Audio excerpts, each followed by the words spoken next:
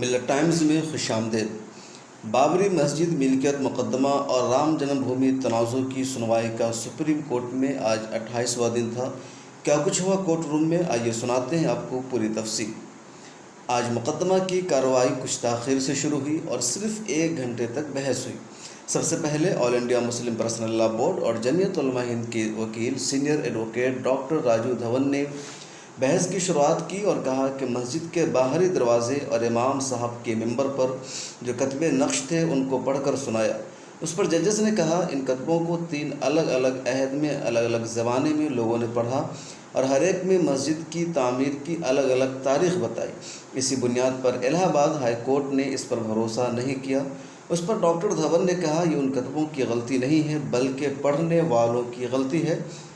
البتہ سب نے ایک ہی بات کہی ہے کہ بابر کے حکم پر میر باقی نے ایودھیا میں یہ مسجد بنائی تھی۔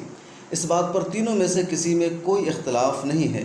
مسجد کس سن میں بنی، کس تاریخ میں بنی، اس سے کوئی فرق نہیں پڑتا۔ پھر ججز نے سوال کیا آپ تاریخ پر اتنے مصر کیوں ہیں، اتنا اصرار کیوں کر رہے ہیں؟ ڈاکٹر دھون نے کہا اگر اس کو نہ مانے تو بہت ساری باتیں بے معنی ہو جائیں گی۔ ایس آئی نے اس علاقہ میں جو کھدائی کی اس میں پایا گیا کہ 1528 میں بنی ہوئی یہ عمارت ہے جسے بابر نے بنایا تھا اور اسی بنیاد پر وہ گپتا دور تک گئے ہیں کھدائی کرتے ہوئے۔ اگر آپ اس بات کو نہ مانیں تو پوری کھدائی بے معنی ہو جاتی ہے۔ لہٰذا میرا کہنا یہی ہے کہ کتبوں اور نقوش کی کوئی غلطی نہیں ہے بلکہ پڑھنے اور دیکھنے والوں کی غلطی ہے۔ الہ آباد ہائی کورٹ کے ججوں نے اسی بنیاد پر ان کتبوں پر انحصار نہیں کیا تھا، جبکہ اگر تاریخ کی غلطی تھی تب بھی باقی باتیں تو مانی ہی جا سکتی ہے۔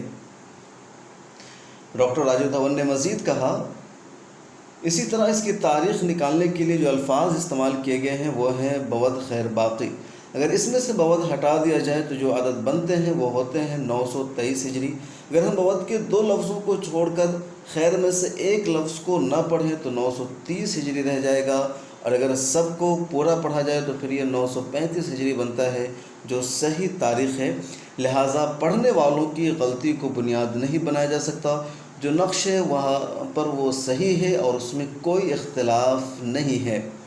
اس کے بعد راجو دھون نے 1928 کا یو پی حکومت کے فیض آباد گزیٹر کو پیش کیا جسے سوٹ نمبر 5 میں اپنی بات کی ثبوت میں انہوں نے پیش کیا، جس میں کہا گیا ہے کہ 1528 میں بابر نے ہندو ٹیمپل کو گرا کر مسجد بنوائی تھی۔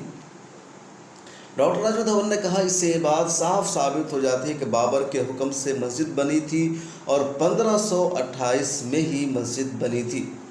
ڈاکٹر راجو دھون نے کہا سوٹ نمبر 5 جو 1989 میں داخل کیا گیا تھا وہ یہ کہہ کر داخل کیا گیا تھا کہ کورٹ سے فیصلہ آنے میں بہت تاخیر ہو رہی ہے اور مندر تعمیر نہ ہونے سے بھگوان ناراض ہو رہے ہیں۔ دوسری بات یہ کہی گئی کہ مندر کے لیے جو چڑھاوا آتا ہے وہ پجاری ہڑپ کر جاتے ہیں۔